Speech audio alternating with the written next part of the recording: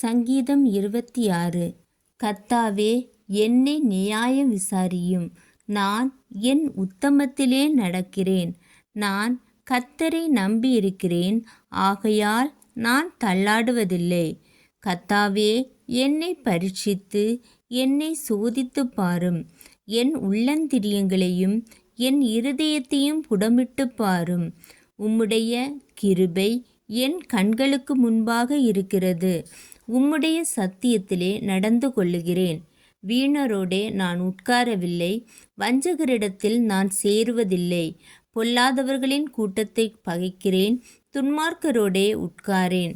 கர்த்தாவே, நான் துதியின் சத்தத்தை தொனிக்கப் பண்ணி உம்முடைய அதிசயங்களையெல்லாம் விவரிப்பதற்காக நான் குற்றமில்லாமையிலே என் கைகளை கழுவி உம்முடைய பீடத்தை சுற்றி வருகிறேன்.